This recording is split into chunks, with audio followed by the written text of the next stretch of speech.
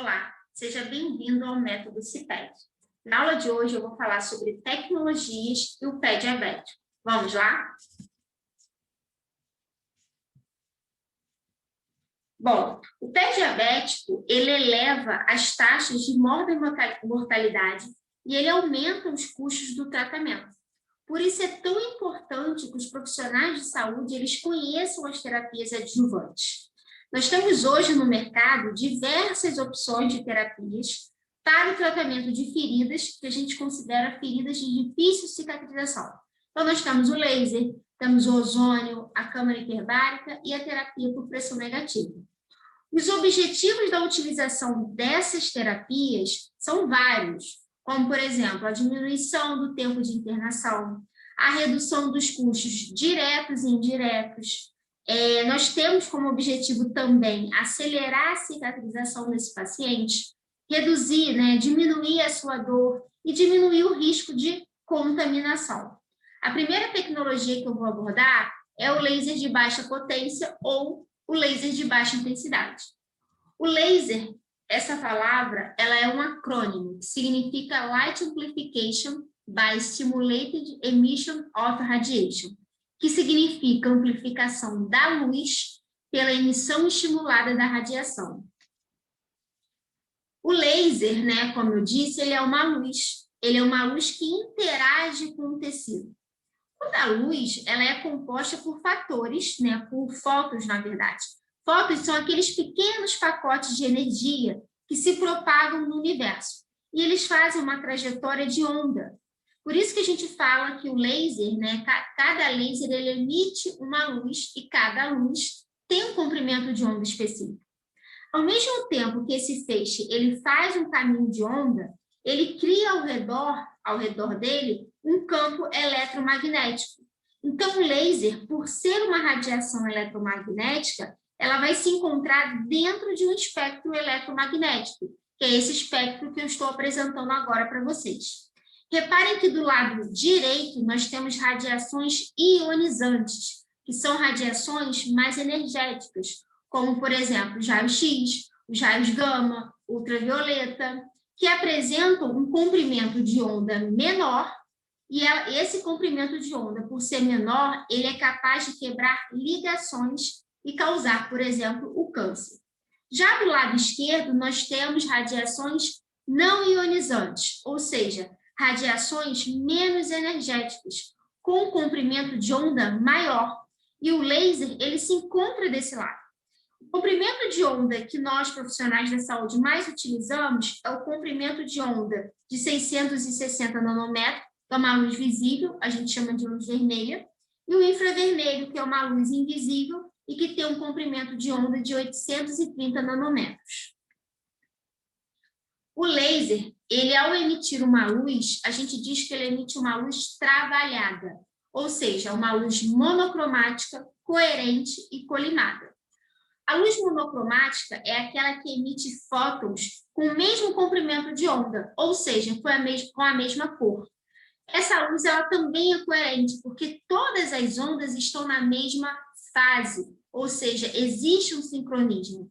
E ela é colimada, porque ao ligar o laser, ele vai emitir um feixe de luz que vai se propagar numa direção única, de ondas paralelas.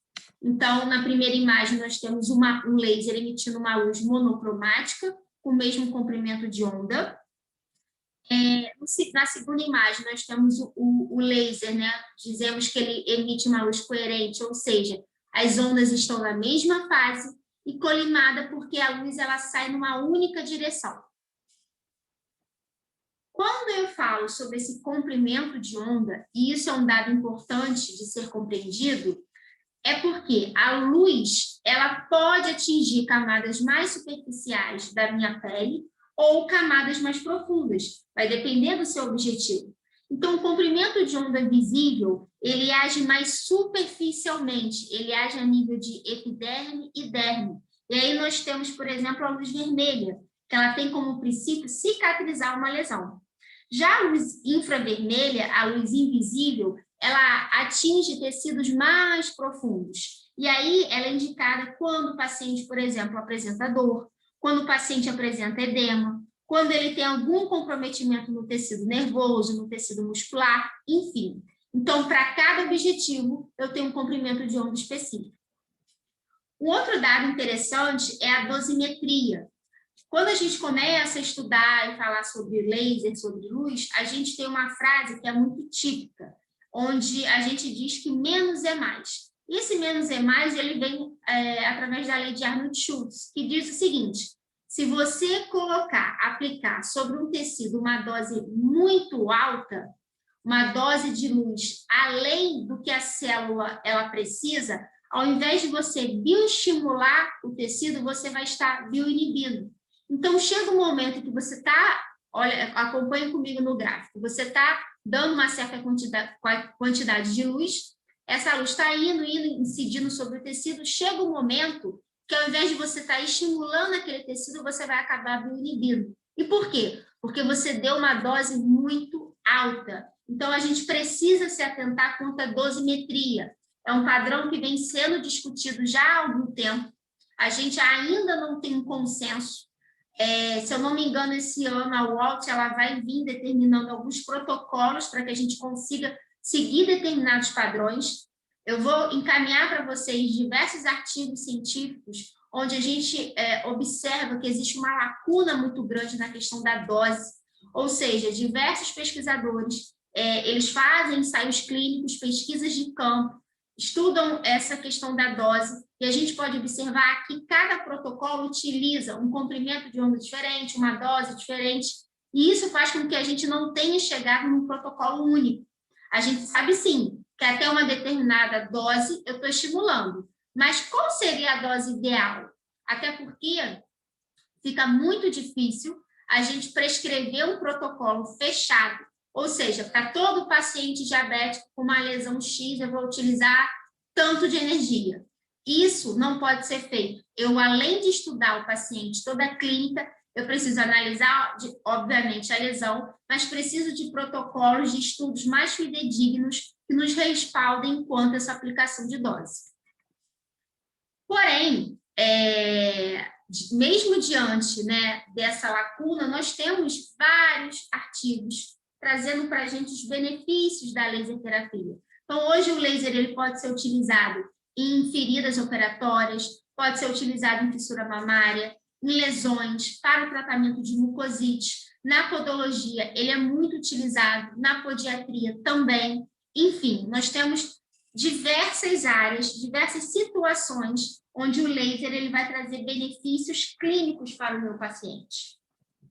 Nessa imagem, eu trouxe um pé, né, uma unha com micose, e aí, para essa situação, nós devemos, na verdade, utilizar a terapia fotodinâmica. Eu vou falar dela um pouquinho mais à frente, mas é uma terapia onde eu quero erradicar os micro-organismos, eu não quero estimular nada. Se uma unha tem fungo, se uma lesão tem uma bactéria, eu não quero multiplicar aquele fungo nem aquela bactéria, pelo contrário, eu quero matá-los. E por isso a gente faz uso da terapia fotodinâmica. Após, por exemplo, a retirada de uma calosidade, de uma verruga plantar, eu também posso estar utilizando o laser de baixa intensidade. Como funciona o mecanismo de ação? Bom, a luz do laser, ela vai agir a nível celular. Então, essa luz, quando entra em contato com o tecido, ela vai ser absorvida pela mitocôndria, mais especificamente por uma enzima chamada citocromo C oxidase. Essa energia, quando ela chega na célula, ela é direcionada para alterar o metabolismo celular, resultando, então, numa maior divisão celular, ela vai acelerar a cicatrização, ela vai aumentar a proliferação de fibroblastos, enfim. O laser, ele traz para a gente diversos benefícios clínicos, porque ele modula a inflamação, porque ele consegue atuar na analgesia e realizar a reparação tecidual. Então, como efeitos clínicos, eu tenho diminuição do processo inflamatório, por isso que a gente diz que o laser ele age como anti-inflamatório, ele reduz a dor, ele aumenta a proliferação de fibroblastos, ele aumenta a microcirculação local, assim como ele aumenta a síntese de colágeno e reduz o edema. Falando da terapia fotodinâmica, o famoso PDT, eu preciso lembrar que para que essa terapia ela aconteça, eu preciso combinar um fotossensibilizador. O que a gente mais utiliza na nossa prática clínica é o azul de metileno. Eu combino esse fotossensibilizador com um comprimento de onda específica, ou seja, com uma luz específica, geralmente a luz vermelha, e a combinação da fonte de luz mais do fotossensibilizador e do oxigênio vai gerar espécies reativas de oxigênio, como, por exemplo, o oxigênio singleto e os superóxidos. O que essas espécies reativas elas fazem no tecido, a nível celular, tecidual? Elas são responsáveis por danificar a membrana celular da bactéria. Então, ela danifica, ela modifica a proteína da bactéria, ela faz ruptura da cadeia respiratória e ela altera os ácidos nucleicos. Por isso, ela é tão eficaz.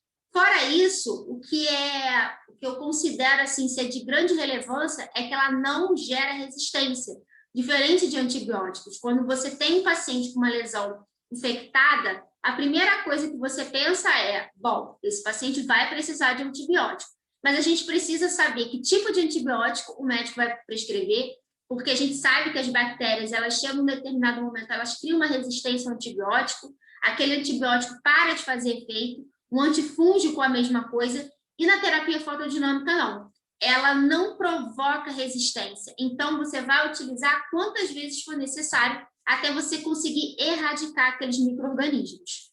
Trouxe para vocês nessa primeira imagem um paciente que tinha uma micose na unha e foi realizada a terapia fotodinâmica, ou seja, foi colocado o fotossensibilizador azul de metileno mais a luz vermelha.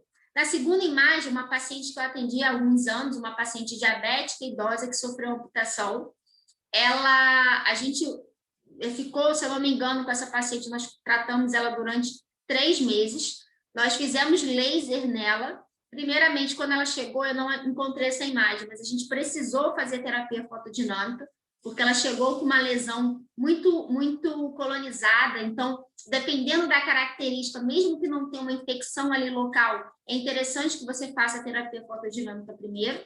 E depois a gente começou a bioestimular aquele tecido.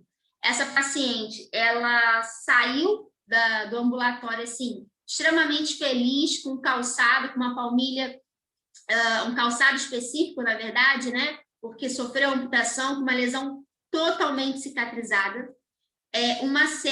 As fibras, a gente consegue perceber que as fibras de colágeno, elas ficam muito mais fortes, entrelaçadas, forma uma cicatriz, uma cicatrização muito mais resistente, e a gente consegue reduzir custos, a gente consegue trazer qualidade de vida para esse paciente muito mais rápido.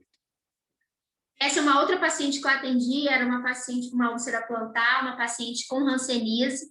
A gente teve que iniciar o protocolo de terapia fotodinâmica, ela tinha uma espícula óssea, foram feitos os testes, a clínica, a gente conseguiu fechar o diagnóstico e através da ressonância foi detectado que ela não tinha osteomielite, a lesão cicatrizou, mas observe que existia um halo ali de hiperkeratose, existia no início uma infecção local que a gente conseguiu controlar, e, se eu não me engano, em 4 meses, ela apresentou uma lesão totalmente cicatrizada. Nesse artigo, é um artigo de pesquisadores brasileiros, eles realizaram um ensaio clínico e trouxeram como objetivo, nesse estudo, mostrar que a terapia fotodinâmica ela pode reduzir drasticamente a taxa de amputação dos pacientes diabéticos. E esse protocolo, ele vem sendo utilizado já há algum tempo, ele é descrito como um protocolo capaz, no caso de irrigar o tecido ósseo através do fotossensibilizador. Então, quando você irriga esse tecido e você irradia com uma luz visível, você consegue matar os micro-organismos sem causar resistência. O tratamento, ele pode ser realizado no ambulatório. Nesse estudo, ele foi realizado no nível ambulatorial, ou seja, eu não precisei internar o paciente. Fora isso, o custo do tratamento é muito menor. Eu trouxe 2 imagens desse estudo. Na primeira, vocês observem que o pesquisador está aplicando o azul de metileno, né? Em seguida, ele vai aplicar uma luz. Quando você olha essa foto, de imediato, quando você olha, a lesão, você já pensa, meu Deus, essa pessoa vai sofrer uma amputação. É uma infecção grave, não vai ter jeito, provavelmente tem osteomielite, enfim. Você já fica já num momento de tensão, sabendo que o paciente vai perder aquele pé, aquele dedo, enfim. E, através desse protocolo, foi possível comprovar e mostrar que a gente consegue, através de estudos, através de profissionais bem capacitados, a gente consegue reduzir o número de amputações, reduzir o custo e trazer qualidade de vida para esse paciente. Então, são duas imagens que eu considero imagens chocantes, né? Imagens que a gente, ao final, a gente fica feliz. A leitura desse artigo, eu vou disponibilizar ele também para vocês, para que vocês possam compreender a importância de um bom tratamento. Como que a gente define o protocolo? Primeira coisa, qual é o objetivo do tratamento? Bioestimular ou bioinibir aquele tecido. Depois eu preciso definir os parâmetros de irradiação. Infelizmente, existe, então, uma lacuna muito grande em relação a qual é a dose ideal, qual é o parâmetro ideal. Os estudos, por mais que a gente tenha uma variedade de estudos trazendo os benefícios dessa tecnologia, existe ainda uma discrepância muito grande nos protocolos. Então, acredito que esse ano a UALT, ela vai determinar para a gente alguns protocolos clínicos para que a gente possa se basear, tá? Importante dizer que, independente de você utilizar a tecnologia, o tratamento adjuvante, todo paciente precisa ser reavaliado. Então, quando eu utilizo uma tecnologia, isso não é diferente. Eu vou discriminar um protocolo para ele naquele primeiro momento. Não necessariamente eu vou fazer e utilizar o mesmo protocolo até o final do tratamento. Assim como as coberturas que a gente utiliza. Então, se eu determino utilizar uma cobertura X, não significa que aquela cobertura vai ser utilizada até o final. Por quê? A ferida responde de maneiras distintas, o paciente responde também de forma diferente, e aí eu preciso, a cada reavaliação, definir parâmetros, tanto de aplicação da tecnologia, até mesmo de coberturas que eu estou utilizando. Uma outra tecnologia é a terapia por pressão negativa. A terapia por pressão negativa nada mais é que um circuito por pressão negativa formado por uma espuma de poliuretano, essa é a espuma, é uma espuma porosa, que fica em contato direto com a ferida. Em seguida, a espuma ela vai ser coberta por uma película adesiva que vai ocluir totalmente a ferida e a gente vai adaptar um tubo de sucção que vai ficar conectado no reservatório. E esse tubo é porque quando a gente liga esse aparelho e ele faz essa sucção, todo o exudato que se encontra ali na ferida, ele cai nesse reservatório. Esse dispositivo, ele permite a programação de parâmetros para fornecer uma pressão no leito da ferida. Então, é você que determina esse parâmetro. A terapia por pressão negativa, ela consegue, né, proteger o ambiente da ferida, ela promove um ambiente úmido, auxiliando na cicatrização, ela estimula o tecido de granulação, ela aumenta o fluxo sanguíneo, ao mesmo tempo ela remove o exudato, reduz o edema, reduz a quantidade de carga bacteriana, além de aproximar as margens da ferida. Ou seja, as células epiteliais, elas vão migrando das bordas para o centro da lesão. Então, a terapia por pressão negativa, ela descomprime o tecido através dessa sucção, né? Ela vai reduzir esse edema, vai maximizar o fluxo sanguíneo, vai aumentar essa angiogênese e o fluxo local. Quando você aumenta o fluxo circulatório, você aumenta o fornecimento de oxigênio, o fornecimento de nutrientes para o tecido, por isso ela é tão efetiva. Hoje no mercado nós temos diversos aparelhos, temos aparelhos que são utilizados a nível hospitalar, quando o paciente está internado, ou até mesmo quando esse paciente recebe alta e ainda existe uma indicação, existem aparelhos menores, portáteis, que a gente pode estar utilizando também. Lembrando que todas essas terapias que eu estou mencionando hoje na aula, a gente precisa se capacitar, precisa fazer curso, precisa se atualizar, o conselho, ele precisa aprovar que você, né, faça uso dessas tecnologias, que você tenha expertise no assunto, para que você consiga trazer para o seu paciente resultados satisfatórios, sem comprometer a segurança do seu paciente. Ozonioterapia. Ozonioterapia é uma outra tecnologia que está sendo muito mencionada, O ozônio, ele é usado, né, para uso medicinal. É sempre uma mistura de oxigênio puro e ozônio. Isso é produzido por um gerador. Então, eu tenho aqui um gerador de ozônio que vai promover uma descarga elétrica nas moléculas de oxigênio. Então, através de um cilindro que tem um oxigênio, aqui dentro eu tenho oxigênio medicinal, quando eu acoplo ele ao gerador e ligo, eu estou promovendo uma descarga. Isso vai possibilitar a agregação dos átomos e da formação do gás de ozônio. O ozônio, ele tem excelentes propriedades medicinais. Ele também é anti-inflamatório, ele é antisséptico, ele modula o estresse oxidativo e ele melhora a circulação periférica e a oxigenação. Existem diferentes publicações e estudos que vão demonstrar para a gente a eficácia da ozonioterapia associada ao tratamento convencional, favorecendo a cicatrização da úlcera do pé diabético. E esse resultado positivo, ele está associado com fortes propriedades antissépticas que o ozônio permite, o aumento da oxigenação local, a indução da neovascularização e a aceleração da reparação tecidual. Então, nós temos como vias de administração a ozonioterapia como tratamento tópico, insuflação retal, injeção intraarticular e subcutânea, autohemoterapia maior, autohemoterapia menor, aplicação auricular e hidrozonioterapia.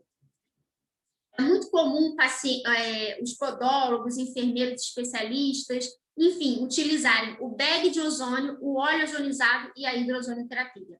Eu tive uma experiência onde era um paciente com úlcera venosa, ele tinha úlcera venosa nas duas pernas, era uma úlcera circular de 10 anos, e as unhas desse paciente eram unhas completamente alteradas, ele tinha tinea pedis, ele tinha micose, enfim. E foi muito interessante porque quando a gente colocou o bag de ozônio, além da ferida responder de forma muito satisfatória, a pele ao redor era uma pele mais hidratada, uma pele, por estar mais perfundida, ela estava mais brilhante. A unha desse paciente já começou a apresentar características muito distintas e melhores, e a gente quis até fazer um teste. Nós usamos nesse paciente, em uma perna, a gente fez a bag, e na outra perna nós fizemos a hidrozonioterapia, até para saber qual era o melhor tratamento ali para ele naquele momento, qual era a melhor via de administração, ou seja, fazer hidrozônio ou a bag. E ele respondeu muito bem aos dois. Uma outra coisa que a gente utilizava era o óleo ozonizado. O óleo ozonizado ele pode ser usado tanto na podologia quanto no leito das feridas. A gente consegue cicatrizar, ele tem um efeito bactericida, a gente consegue acelerar a cicatrização, o custo dele não é alto e a gente tem resultados maravilhosos utilizando o óleo ozonizado também. Por fim, a gente tem a oxigenoterapia hiperbárica, que consiste na inalação de 100% de oxigênio puro, estando o indivíduo submetido a uma pressão maior que a atmosférica no interior de uma câmara hiperbárica. Então, essa câmara hiperbárica, ela pode ser de uso individual ou uso coletivo, vai depender. É importante saber que, nessas condições, esse oxigênio que o paciente ele inala, ele gera uma série de efeitos terapêuticos, como, por exemplo, ele vai combater as infecções bacterianas e infecções fúngicas, ele melhora a oxigenação tecidual, auxiliando nos casos onde nós temos uma diminuição grave da oxigenação local. Ele normaliza a cicatrização de feridas crônicas e feridas agudas. Ele neutraliza as substâncias tóxicas e toxinas. E ele também potencializa a ação de alguns antibióticos, tornando-os mais eficientes no combate às infecções, além de ativar células relacionadas com a cicatrização de feridas complexas. Lembrando que a indicação da oxigenoterapia é uma indicação médica, então o médico precisa encaminhar esse paciente, precisa fazer essa solicitação.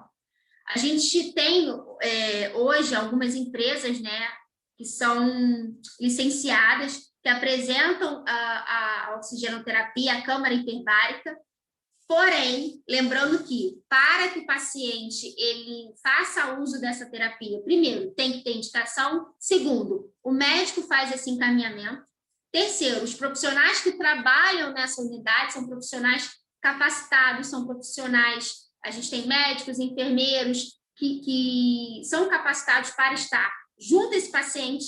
Eu não me aprofundei em todas as terapias, né? Mas fato é que todas elas existem indicações e contraindicações, existem alguns efeitos adversos. Por isso a importância da gente se capacitar, por isso a importância da gente estudar. Eu tenho experiência com a terapia por pressão negativa, com ozonioterapia, com laser, mas a gente não adquire esse conhecimento de uma hora, né, de uma hora para outra. A gente precisa estudar, sempre se atualizar, sempre se capacitar para fazer uso dessas tecnologias. Por isso, a importância do estudo, tanto a nível de cursos, de habilitação, capacitação, e também a leitura das recomendações científicas. Então, gente, eu trouxe para vocês terapias que aceleram a cicatrização, terapias que podem ser utilizadas para reduzir o custo do tratamento e reduzir o tempo de tratamento. Isso também é muito importante. O que a gente quer é reduzir tanto o custo quanto o tratamento e trazer qualidade de vida para os nossos pacientes. Por isso, é tão importante você se atualizar e, se possível, fazer uma aquisição desses aparelhos para que vocês possam estar utilizando na prática clínica de vocês. Então, eu espero, com essa aula, ter contribuído mais uma vez com a formação de vocês e a gente se encontra na próxima aula. Tchau, tchau!